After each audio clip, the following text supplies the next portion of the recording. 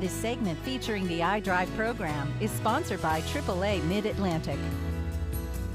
iDrive is very important, and these kids are learning so much as they go through the process here. This year we got kids from Chesterfield County, and Shannon's here. We're going to talk to you in a second. Not ladies first this time. John Lex, you're with the American Trucking Associations, and this big rig behind us, you know, it's interesting. Last year we had them outside, and it was big.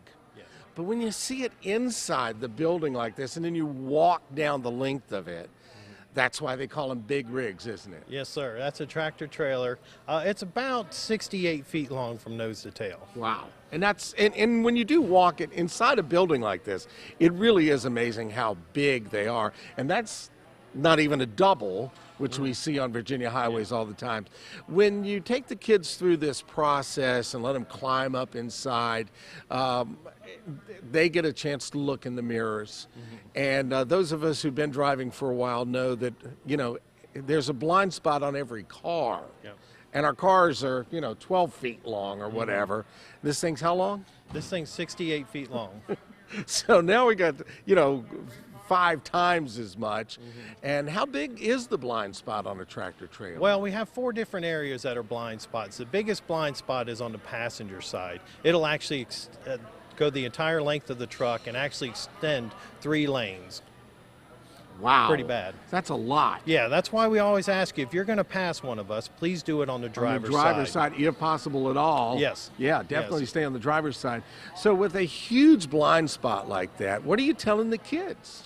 Tell them to beware of the blind spots. Let them know if they're curious, if they come up on a tractor trailer and they're wondering if they're in one of those blind spots, to always look in the mirror of the truck.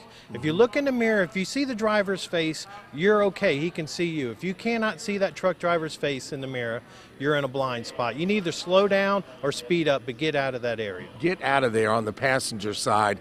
And when the kids climb up in the rig, which has got to be cool anyway, does that make an impact other than just walking down the side of it? Oh, absolutely. Walking up to the truck, it's pretty intimidating. But once they get in, it's pretty comfortable. It's got a nice cushy seat in it.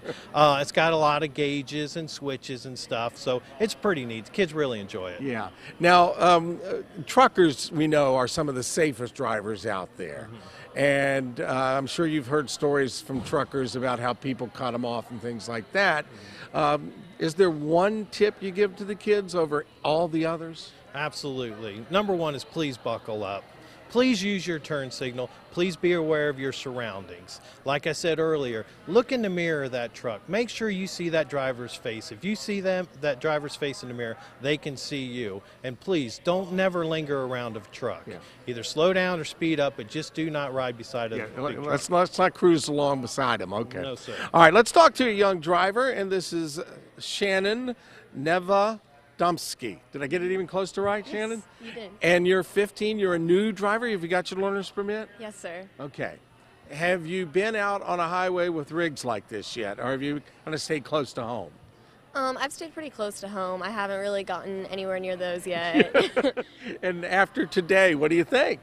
I never realized like how dangerous it could be driving next to one of those, and it is kind of intimidating. You just got to be careful and realize that you need to stay where they can see you as best as you can. Now, when you got in the rig and you're looking, could you see down the passenger side? No, I couldn't. I didn't know that the blind spot was that big. So yeah, I could not see back there. Okay. John, tell us, we talked about the length of this big rig and how intimidating it can be. If you're going 60 miles an hour or 65, somewhere in that range, how long does it take to stop a fully loaded big rig like this? Okay, fully loaded big rig like this weighs about 80,000 pounds. Wow. Yeah, it's very heavy. It will take the entire length of a football field from end zone to end zone to come to a complete stop. That's from the time the driver sees that there's a problem, from the time he reacts, time he puts his foot on the brake, until that vehicle comes to a complete stop. So the next time you're in front of a tractor trailer and they're about a car length behind you, keep that in mind. end zone to end zone to bring that big rig to a big stop. Absolutely. A lot of opportunities that we have out on the road is we try to always ride in the right-hand lane because we're big, we're heavy, and we're slow. Want everybody to pass us on the left-hand side. What the problem is a lot of times people start to pass us and realize, oh, I got to get off on that next exit. They'll cut over in front of the truck, slam on their brakes, and try to get off on that exit, which is a very bad idea. Yeah, not a good idea at all. No. We have so much going on here for the kids. This year, as we said, from Chesterfield County, last year, Henrico, they are learning how to be safe thanks to our friends from AAA. It's iDrive out at the RIR, what we used to call the old fairgrounds, on CBS 6 and Virginia this morning.